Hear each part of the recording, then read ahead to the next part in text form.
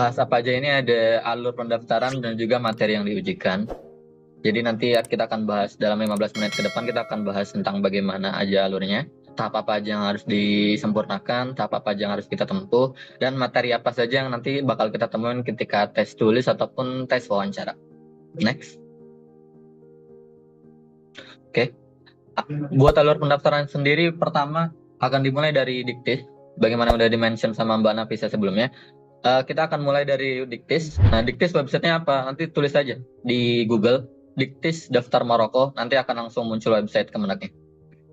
Nah, tulis Diktis Daftar Maroko, nanti di situ kita mulai proses pendaftarannya. Nanti akan ada berkas-berkas yang harus ditampilkan, berkas-berkas yang harus diupload. Oke. PPT-nya terlalu zoom, Kak. Oke, siap. Nanti akan ada berkas-berkas yang diupload, dan juga apa aja berkasnya nanti akan kita bahas di next selanjutnya. Nah, tapi sebelumnya untuk gambaran besarnya itu ada 6. Ada 1 pendaftaran, kemudian kita lanjut ke tes CBT, yang mana tes CBT ini kita bisa pilih apakah akan kita lakukan di UIN terdekat atau di rumah kita sendiri, di tempat kita sendiri. Nanti akan ada syarat apa saja yang harus terpenuhi. Lalu ada tes wawancara juga. Tes wawancara ini kita nanti akan bahas juga tentang apa aja materinya. Kemudian nanti akan ada pengumumannya. Next. Lalu yang selanjutnya setelah pengumuman akan ada pemberkasan. Pemberkasan ini nanti akan Pemberkasan ini nanti akan Pemberkasan ini nanti akan dipimpin oleh pihak Kemenagnya. Jadi kita gak akan tampilkan berkas apa saja yang sekiranya dibutuhkan karena ditakutkan akan berbeda dengan tahun lalu. Oke. Lalu selanjutnya berangkat, ya. Yang ditunggu-tunggu berangkat. Next. Nah, sebagaimana udah kita lihat tadi, berkas apa aja yang harus di-upload di Diktis ketika mendaftar. Yang pertama ijazah dan transkrip nilai bagi lulusan. Tolong di-mute. Oke, tolong di-mute. Nanti apa aja yang dibutuhkan? Pertama, ijazah dan transkrip nilai untuk lulusan 2023. Jadi pendaftaran Maroko kali ini hanya diperuntukkan untuk lulusan 2023 dan 2024. Adapun selain itu, sebagaimana yang udah tercantum di dokumennya, kemungkinan besar atau bahkan pastinya tidak bisa ikut. Lalu ada surat keterangan lulus. Surat keterangan lulus ini khusus untuk lulusan 2024 yang mana mungkin ketika pendaftaran belum bisa mendapatkan ijazahnya. Lalu ada pas foto 3x4. Pas foto 3x4, melihat dari keterangan yang ada di lampiran Kemenag, ada lampiran Pusat Bahasa UIN. Sebenarnya nggak ada background khusus untuk pas foto ini. Yang penting untuk akhwat yang bercadar, cadarnya mungkin dibuka. Dalam artian tidak bercadar fotonya. Lalu surat izin orang tua. Nanti formnya seperti apa? Apakah kita buat sendiri ataukah bagaimana? Nanti formnya insya Allah akan ditaruh di Diktis, yang mana kita tinggal print atau tinggal edit, kemudian diupload kembali. Nah, untuk uang pendaftaran. Nah, uang pendaftaran ini akan kita bayarkan setelah terverifikasi lulus berkas. Dalam artian berkas kita sudah diverifikasi, sudah dianggap lulus dan sudah bisa melanjutkan ke tahap selanjutnya, maka kita baru akan membayar uang pendaftaran tersebut. Berapa nominalnya? Untuk nominal tahun ini saya belum tahu pasti, tapi untuk nominal tahun kemarin sekitar 250 kalau tidak salah. Iya. Yeah. Next. Nah, lalu kita alhamdulillah ketika kita sudah berhasil. Oke, tolong di-mute. Alhamdulillah ketika kita sudah berhasil mendaftar, sudah berhasil lolos tes berkas, lalu kita lanjut ke tes CBT. Tes CBT itu kita sebut juga tes tulis. Karena apa? Karena tes tulis nanti kita akan memilih dua tempat. Apakah kita akan tes di lokasi masing-masing, dalam artian di rumah masing-masing, atau di UIN pilihan kita, UIN terdekat bisa jadi. Nah, lalu apa aja yang dibutuhkan untuk tes CBT ini? Yang pertama pastinya device yang memadai, karena salah satu persyaratan tes CBT itu adalah Windows itu harus keluaran terbaru kalau tidak salah. Atau nanti lebih detailnya ada di lampiran yang dikeluarkan oleh Kemenag dan Pusat Bahasa UIN. Nah, untuk device apalagi yang memadai, nanti juga kita akan mendownload aplikasi yang mana dengan aplikasi itu kita akan menjalankan tes tersebut. Jadi jika memang device-nya tidak memadai, mungkin bisa meminjam device kerabat, teman, atau mungkin bisa memilih UIN terdekat. Nah, lalu nilai bisa dilihat ya. Jadi setelah nilai benar-benar transparan, dalam artian kalau berdasarkan tahun lalu itu kita bisa melihat nilai.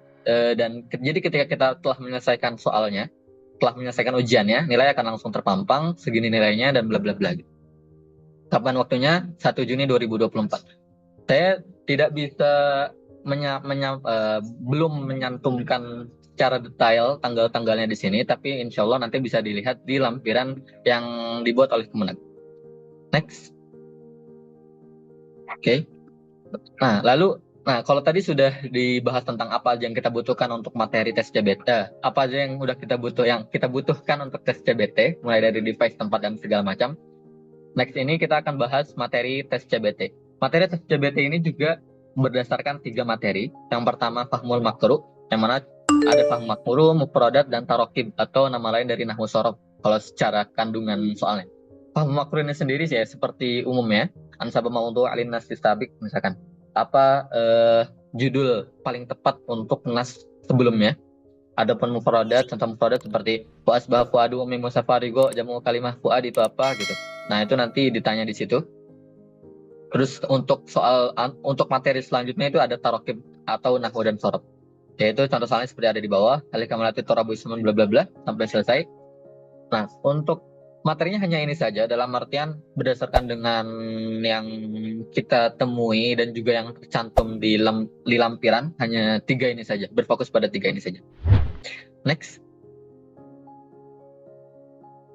Oke, materi wawancara, kalau tadi alhamdulillah kita sudah lulus materi tes tulis, kemudian nanti akan ada pengumuman jeda. Oh ya, tambahan untuk sebelum tes tulis itu akan ada tes simulasi yang mana disarankan untuk ikut tes simulasi itu. Kenapa? Untuk mengetes, untuk mengecek, untuk memastikan apakah device kita benar-benar mumpuni, benar-benar bisa dan lancar untuk melakukan tes tulis tersebut. Karena salah satu resiko kalau kita tidak memiliki kalau kita tidak ikut simulasi tersebut adalah salah satunya kita mungkin jika ada sesuatu yang tidak diinginkan, kita nggak punya plan B dan tidak punya persiapan untuk menghadapi itu. Jadi diusahakan ketika sebelum tes CBT akan ada simulasi dan sangat dianjurkan untuk ikut itu untuk mengecek kemampuan device kita bisa atau tidak. Oke, kita lanjut ke materi wawancara. Materi wawancara itu sendiri ada dibagi 2 sebelumnya. Oke, materi wawancara ini ada dibagi 2, ada pengetahuan agama dan pengetahuan kebangsaan. Kalau berdasarkan dengan tes yang tahun lalu itu benar-benar dibagi menjadi 2 penguji dengan 2 ruangan yang berbeda. Nah, pengetahuan keagamaan sendiri itu kita ditanya hafalan Al-Quran minimal 2 juz, sebagaimana yang udah ditulis di lampiran. Adapun qiraatul kutub, nanti kita disuruh membaca buku tafsir, buku fikih, atau buku-buku agama yang sifatnya tidak berharokat. Nah, nanti kita disuruh membaca dan disuruh memahami. Lalu juga nanti akan ditanya apa mufradatin, apa arti kata ini, apa jamak kata ini, dan bla bla bla sebagainya. Dan wawasan keislaman. Wawasan keislaman dalam artian wawasan-wawasan dasar dalam keislaman.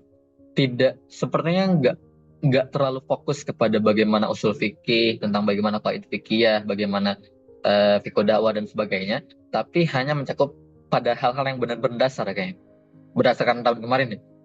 Nah, dari 3 ini, dan wawancara pengetahuan keagamaan ini dilakukan dalam bahasa Arab, dalam artian diusahakan untuk berbicara dan terbiasa dalam berdialog dengan bahasa Arab itu sendiri. Untuk materi wawancara selanjutnya kita akan pindah ruang. Kalau ketika saya di UIN Jakarta tahun lalu, itu kita akan pindah ruang dengan pindah dosen penguji juga.